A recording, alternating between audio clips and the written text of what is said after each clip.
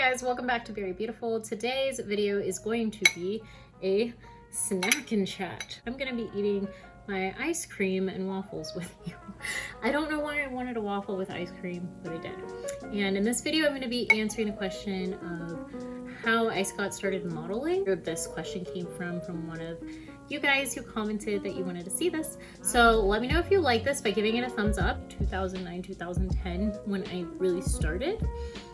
And the way I started was from a photo shoot around campus with my friend Audrey. She was the one who told me like, hey, you should do modeling. And there's this free website called Model Mayhem, but you need to get some pictures. And obviously I had like little pictures that I took with my digital camera, or people took of me with my digital camera, but I didn't have like super cool iPhones back then. Like it's 2009, 2010. So she had her digital camera and took some pictures of me around campus at the college I was attending in Miami at the time. And I created a Model Mayhem with those pictures and I got accepted. And that was kind of like the real start to modeling for me. Because from there, I was able to contact other people to do shoots. And at first they were free shoots or trade for pictures, which is basically when you're doing like a portfolio building time. So like you might find a photographer who's just starting out, they just got their camera and they're trying to learn how to do things and build a portfolio to get paid work for themselves, just like you want to get paid work. So what you do is you do a trade for, and both of you can get some pictures out of it because they need different models and you need different photographers to take a picture. And then one day I was getting reached out on Model Mayhem by what appeared to be a modeling agency. And they were saying they needed a promo model in Sebring, which is near where my parents lived. So I was just like, okay, well, I'm not in Miami anymore. And I kind of gave up on this whole modeling thing anyway. Like I was transferring colleges and in between transferring to UCF. I was like, all right, I'll do this promo job for some money. And that's kind of how I got into promo modeling, which is very different than like commercial modeling, because promo modeling is very similar to being a brand ambassador, where you just go to a location and you're usually doing a tasting or you're giving away free stuff and it's for a brand. So you'll wear like a brand t-shirt or a hat or just something that goes with the brand. For me, it was supposed to be for an alcohol company at ABC Liquor. They were having like this wine tour thing, or like just some type of tour in their place. And what ended up happening was the guy never showed up. So the distributor didn't show up. They like had a contract that even if they didn't show up, they had to pay me because I was there and I showed up. So I got like a signature from the store manager. And that's actually how I started doing the promotional modeling, which for a while it was fun. It was good to do while I was in college because it was just like little blocks of time and you got paid a pretty good rate for it. And I definitely had done that like when I was looking for a full-time job up until I stopped modeling and got a full-time job. I would actually post that on like Facebook, and I think at this time I did have like an Instagram account. I had an iPhone finally, so I'm posting that type of stuff. And I think it was kind of helping a little bit to have the two Model Mayhem accounts linked to like my blog, so that way they can see, oh, I'm a real person. There was a photographer that I was working with in Orlando while I was at UCF, and I did a trade for pictures shoot with him, and amazing pictures. I had them on my blog for the longest time, and he actually contacted me later down the road because he had a paid shoot. He had a Hamilton Beach ad that was going to be a web ad, and I quickly like went over there, and I think it took me a whole hour. That was just it to get the shots that he wanted for this blender. So that's what I mean when I say commercial. It's like print work. There was one that I applied to as a casting, and I think it was like for $100 or $150, I can't remember. And it was for a photographer director who wanted to like do something like a special type of photography basically for his website. An awesome picture. I use that picture for my casting calls in the future. So like when I was applying for the Pitbull the Pitbull casting, like that was one of the pictures I sent because it was a really beautiful picture that I have of me and I love it. And I still have it like somewhere online to this day.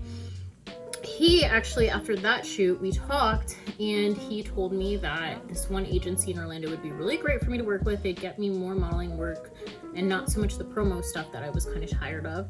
So he got me in contact with them, and I ended up joining that agency, and that is the agency that actually got me that Pitbull job. They got me other like Visit Florida jobs, which again, I guess would be technically print, but like it could be like a poster in the mall. Like there was a whole wall in the mall of my picture like this year during my birthday, which was crazy because I did that in 2016.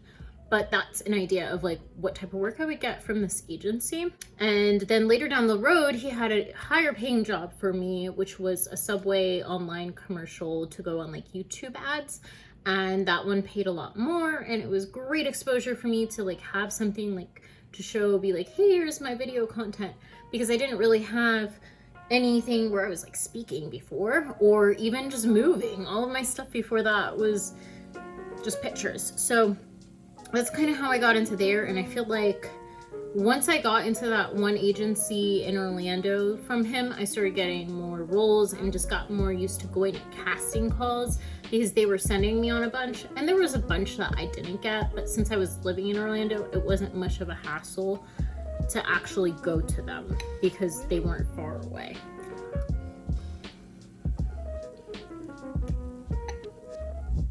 Okay, so, wow, I got really distracted. Sorry. I'm sorry, guys. All right.